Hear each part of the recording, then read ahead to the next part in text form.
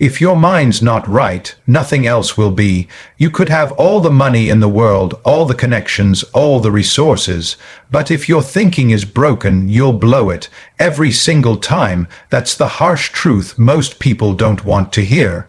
They'd rather believe success comes from luck or talent, but the real secret, it's all between your ears. Your mindset is the lens through which you see every opportunity, every setback, every decision. If your lens is scratched by fear, insecurity, laziness, or self-pity, you'll miss what's right in front of you. You'll hesitate when you should act. You'll quit when you should push. You'll sabotage yourself without even knowing it. Most people never upgrade their mindset.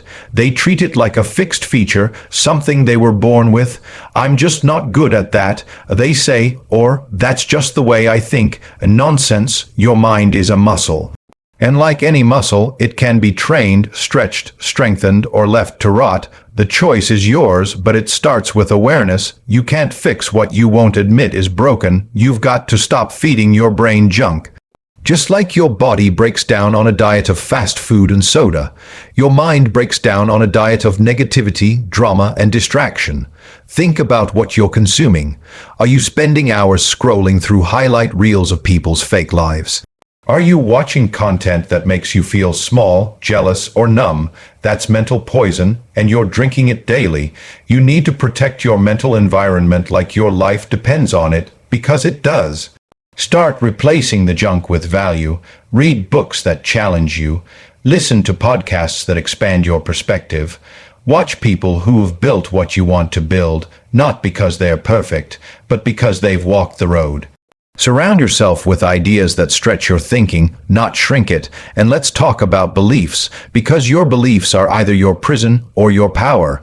If you believe you're destined to be broke, you'll find ways to stay broke. If you believe you're too old, too young, too late, too early, you'll live by that script. The trick is, most of these beliefs aren't even yours. They were handed to you by your environment, your parents, your school, your peers, your society. People told you what was realistic, what was safe, what was normal. But normal isn't working. Look around. Most people are miserable, in debt, and stuck in lives they hate. So why would you take advice from them? Challenge every belief you've been given. Ask, who told me this? Is it helping me or holding me back? That's how you start rewiring your brain. Not with affirmations in the mirror, but by questioning the story you've been living in. Your brain is a machine. It will believe whatever you feed it. So feed it truth, vision, and possibility, not limitation. Now, mindset doesn't mean walking around pretending everything's great when it's not. That's delusion. Mindset is about resilience. It's about choosing response over reaction. Life will punch you in the face. You'll fail. You'll lose money. You'll get rejected. That's guaranteed. The only question is, what happens next? Do you spiral or do you adapt? Winners get back up faster. They learn. They adjust. They don't let a loss become an identity. That's mindset. Another key piece, responsibility. People with strong mindsets take full responsibility for where they are. No blame, no excuses, just ownership. Even when it's not your fault, it's still your problem. That kind of thinking isn't natural. It's built and it's powerful because once you take responsibility, you take back control. And let's not forget consistency. Your mindset isn't something you fix once. It's a daily job. Every day, you're either reinforcing fear or reinforcing confidence. Every choice, every action, every thought is casting a vote for who you become. Are you voting for the future you want or the one you fear? You don't need to have it all figured out. You don't need to be fearless. You just need to keep showing up, keep choosing growth, keep doing the hard things, especially when they're uncomfortable. That's how mental toughness is built, not by avoiding challenges, but by leaning into them. Confidence doesn't come from shouting affirmations in your bedroom. It comes from proving to yourself, over and over, that you can handle whatever life throws at you. It comes from doing what you said you would do, even when no one's watching. It comes from discipline. It comes from momentum. And the beautiful part is, it's available to anyone willing to do the work. Most people treat their body like an afterthought until it breaks down. Then suddenly it becomes urgent, but here's the truth most won't admit. You can't build wealth, focus, energy, or any kind of lasting success if your body is falling apart. You can't grind from your hospital bed. You can't think straight when your brain's fogged up from processed garbage. And you definitely can't lead others when you can't even get out of bed without groaning. Your body is the foundation. If it's weak, everything on top of it crumbles. You don't have to look like a fitness model. That's not the point. The point is ownership, respect. You take care of your car, your clothes, your gadgets. But what about the one thing you can't trade in? You've only got one body. If it goes, you go. So why do so many people fuel it with trash, never move it, and act surprised when they feel like garbage? Let's get practical. Start with the basics. Water, movement, sleep, food. These aren't revolutionary ideas, but the people winning in life treat them like non-negotiables. Most people treat them like options, and that's the difference. You don't need a 10-step workout plan. You need to move daily. Walk, lift, stretch. Something. Your body was made to move, not sit hunched over a screen all day. Sitting for 8 to 10 hours a day, scrolling through nonsense, eating ultra-processed snacks and calling it a lifestyle. It's not a lifestyle, it's a slow-motion decline. And no, you don't need a fancy gym membership. You can do bodyweight workouts in your living room. You can walk outside. You can stretch in the morning. The barrier isn't equipment, it's excuses. If you can binge a whole series in one weekend, you can do 20 push-ups. Food is fuel. Eat like it. You can't build a Ferrari mind on junk fuel. Cut the sugar, cut the processed carbs, get some protein in you, eat real food, stuff that had a face or grew from the ground. The more ingredients something has, the worse it probably is for you. Stop eating out of boxes and start eating like someone who values their time on this planet. Is that extreme? Maybe. But feeling like crap every day is extreme too, and people seem fine accepting that. Then there's sleep, the most disrespected superpower we have. Everyone's bragging about how little they sleep, how late they work, how many energy drinks they chug just to stay awake. But if you don't sleep, you don't recover. Your brain doesn't reboot. Your hormones don't balance. Your body doesn't heal, and over time it shows. Poor sleep makes you slower, moodier, fatter, and more impulsive. Try building an empire while you're asleep, deprived and snapping at people for no reason. Good luck. Hydration is another one. Sounds boring, but most people walk around chronically dehydrated and don't even know it. They're tired, irritable, foggy, and they blame stress or age, when really they just haven't had a glass of water since last night.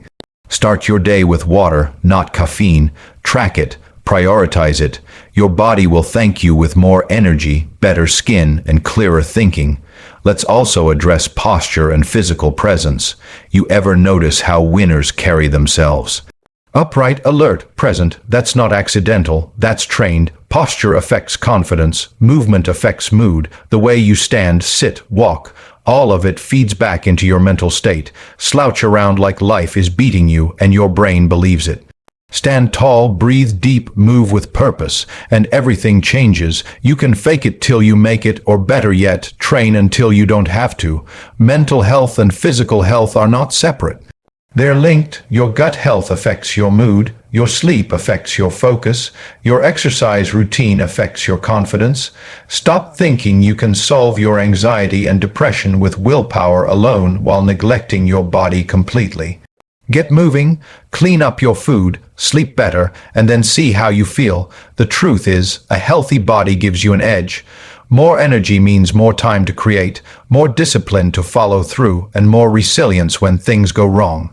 It's not just about looking good, it's about performing at your best every day. No successful person neglects their physical health long term and stays on top. It catches up, it always does. Don't treat your body like a side quest. It's the main mission. You can't live big if you feel small. You can't dominate your day if your body is dragging behind you. You want clarity, strength, confidence. It starts in the mirror. not with what you see, but with what you do with what you see. Every single day, relentlessly, non-negotiably.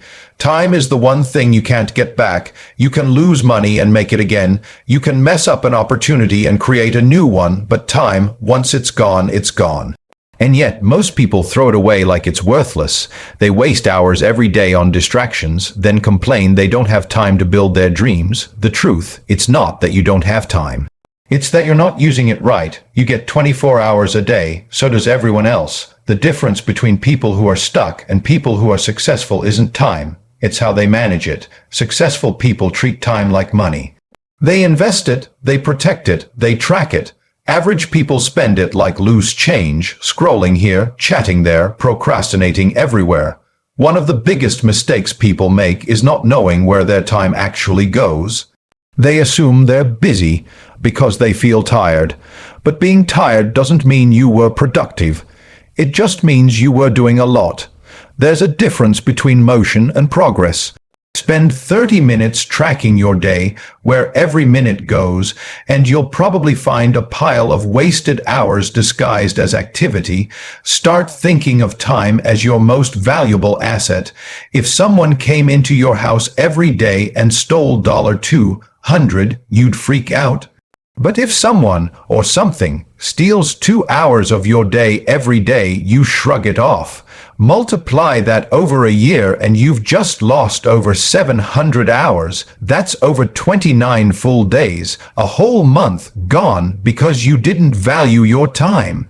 If you want to be effective, you need a system. Wake up with a plan, not a long to-do list that never gets done, but a clear top 3. The 3 highest impact things you need to complete that day.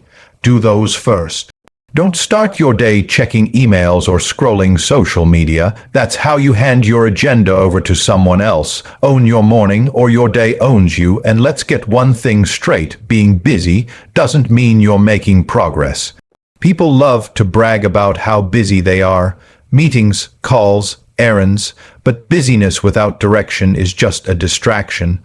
You could be running on a treadmill at full speed, but if you're not moving forward, what's the point? Activity without intention is just noise. The next step is learning to say no. Most people are drowning in obligations they never should have agreed to. They say yes to everything, extra shifts, pointless meetings, endless favors, and then wonder why they don't have time for what matters. Saying yes to everything is the fastest way to live someone else's life. Start protecting your calendar like your future depends on it, because it does. Time blocking is one of the simplest and most powerful habits you can build. Set blocks of time for deep work. No distractions, no notifications, no multitasking. Then set blocks for rest. Don't blur the lines. If it's work time, work. If it's rest time, rest. But don't mix the two. That's how you end up working all day and never fully relaxing. Also, beware of time thieves. These are the people, apps, and habits that slowly chip away at your day without giving anything back. Endless phone notifications, low-quality conversations, hours spent watching content that adds zero value. These are the hidden taxes on your productivity. You've got to audit your time like you'd audit your finances. Where's the waste? Where's the return? Procrastination is another killer. Most people wait until they feel like it to start, but high performers don't wait on feelings. They build routines. Discipline beats motivation every time. You don't brush your teeth because you're inspired. You do it because it's a non-negotiable. Treat your goals the same way. Schedule the work, show up, and get it done, whether you feel like it or not. Multitasking is also a trap. It feels productive, but it's actually slowing you down. Switching between tasks constantly drains your focus and leads to mistakes. You're better off doing one thing at 100% than 3 things at 60%. Focus is a superpower in a world addicted to distraction. Train it like a muscle. Start thinking long term. Where will your current daily habits take you in 1 year, 5 years, 10? Most people live in reaction mode, responding to messages, emails, demands, but they never stop to ask whether any of it aligns with their goals. If your daily routine doesn't match your future vision, you're wasting your time and slowly drifting off course. You can either manage your time or your time will manage you. There is no middle ground. Time doesn't care about your excuses, your intentions, or your feelings. It just ticks on, second by second, hour by hour, day by day. What you choose to do with it is what separates the winners from the whiners. If you're relying on one income stream, you're one decision, one crisis, or one layoff away from disaster. That's not dramatic, it's just reality. Job security doesn't exist anymore. One email from your boss, one economic dip, one shift in company direction, and it's all gone. The paycheck stops, but the bills don't. That's why building multiple income streams isn't a luxury, it's a survival strategy. Most people are trapped in a single source system, one job, one paycheck, one hope that everything works out. That kind of setup might have worked in the 1960s, but not now. The world moves too fast.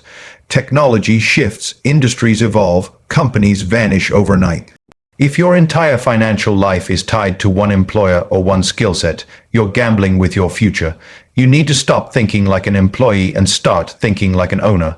Owners don't put all their eggs in one basket. They build, diversify, and invest. They create multiple pipelines that flow whether they're working or not. That's the mindset you need to adopt. Not later, not when things settle down, but now. Start small. You don't need to launch 5 businesses overnight, but you do need to get the gears turning. What skills do you already have that others would pay for? Writing, editing, tutoring, graphic design, video editing, web development. These aren't just hobbies. They're potential income streams waiting to be monetized. Pick one, package it, start offering it on freelance platforms or directly to businesses.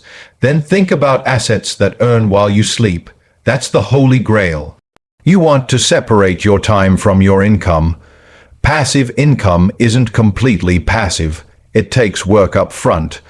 But once it's set up, it scales without needing your constant presence. Rental properties, dividend, paying stocks, online courses, ebooks, digital products, YouTube channels, affiliate marketing, print, on-demand stores. There are dozens of models to choose from.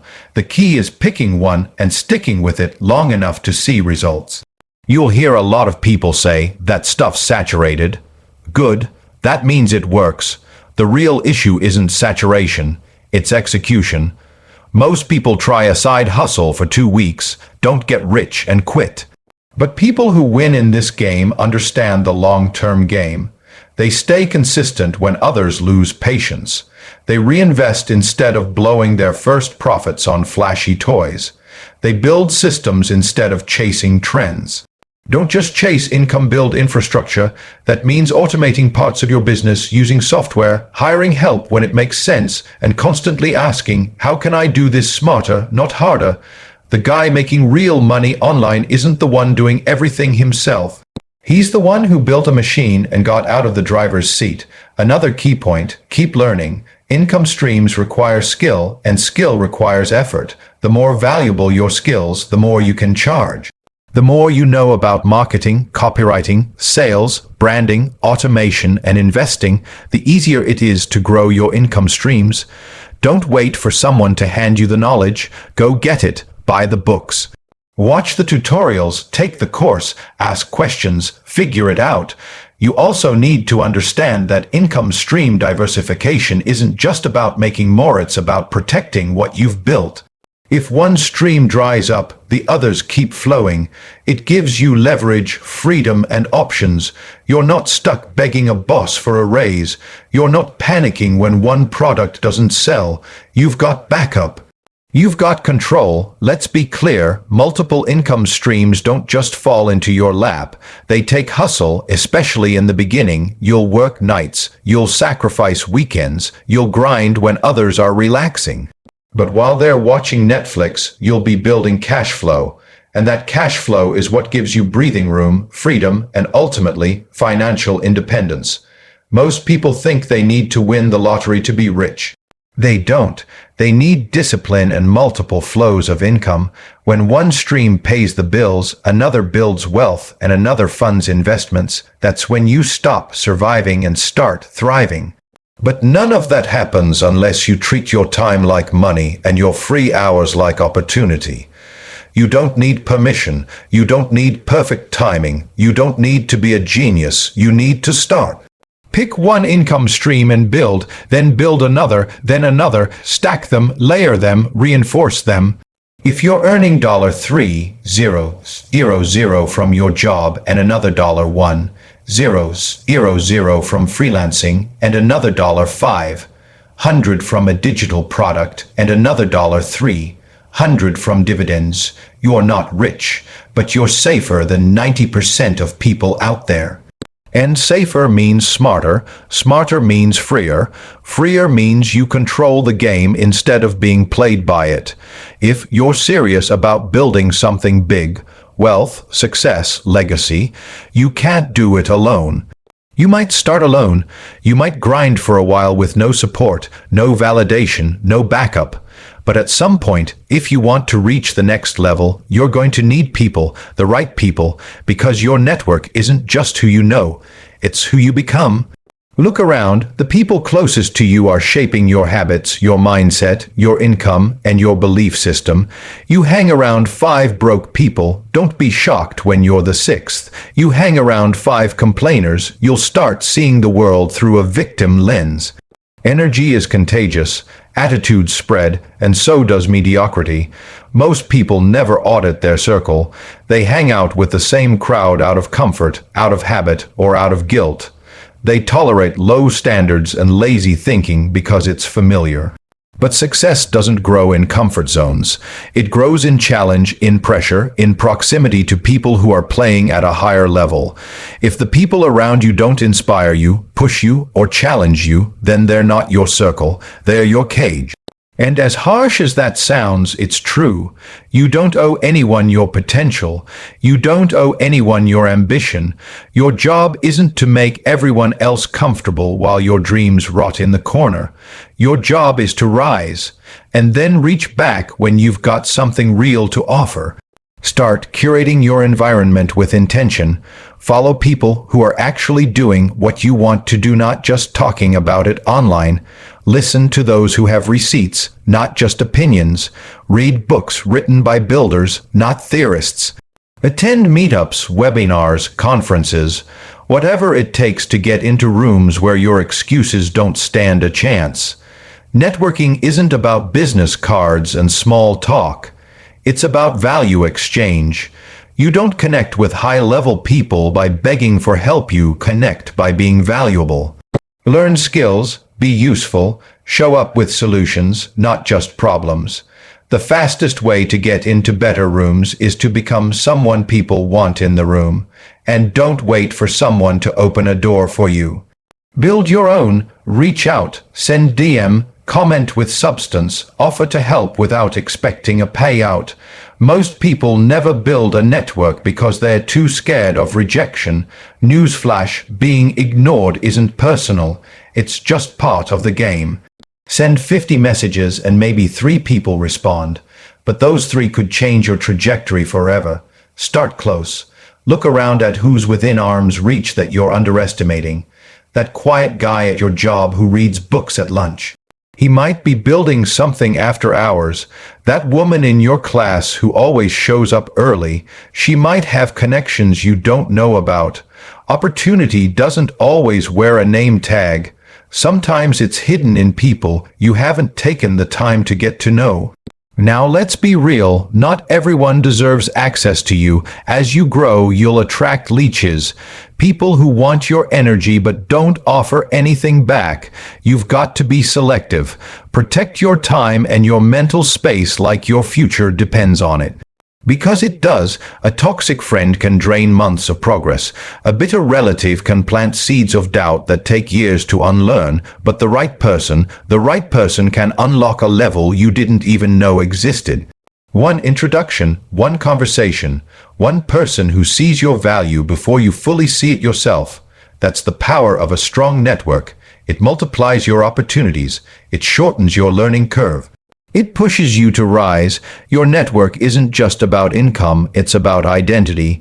When you're around disciplined, focused, ambitious people, you start acting like one. Their habits rub off, their confidence transfers. You start thinking bigger, moving faster, aiming higher. Not because someone handed you a blueprint, but because being around greatness reminds you that it's possible. People love to say it's not what you know, it's who you know. But that's only half true. It's who you know, and who knows you, who respects your work, who trusts your word, who sees your consistency. You don't get that reputation by showing up once. You get it by showing up daily, adding value, keeping your promises, and playing the long game. Your network should be made of people who talk goals like other people talk gossip. People who make moves in silence but support loudly. People who remind you who you are on the days you forget. Not hype men, but truth tellers. Builders, quiet winners, the kind of people who don't need to scream because their results speak for them. And don't forget, you're someone else's network too. So be the person who lifts others up, who shares knowledge freely, who celebrates wins without envy. The better you make the room, the more the room gives back. This is a long game built on trust, value, and growth. One person, one connection, one relationship at a time. You're not just living for the weekend. You're not here to just pay bills and scroll. Whether you realize it or not, you're building something every single day. And that something is your legacy. Your actions, your habits, your decisions. They're all shaping the story people will remember when you're gone. And more importantly, they're shaping how you see yourself while you're still here. Most people never think about legacy. They're too caught up in the day-to-day grind, stuck on autopilot, doing what everyone else is doing. Wake up, go to work, complain, scroll, sleep, repeat. No purpose, no reflection, no awareness that what they're doing today echoes into the future, and that's how most people end up with regret, because they never ask themselves the hard question, what am I actually leaving behind? Your legacy isn't some grand speech at your funeral or a statue in your name. It's the trail you leave in people's lives. It's how you made them feel. It's whether they grew because of you or shrank. It's what your kids remember, what your partner respects, what your friends say when you're not around.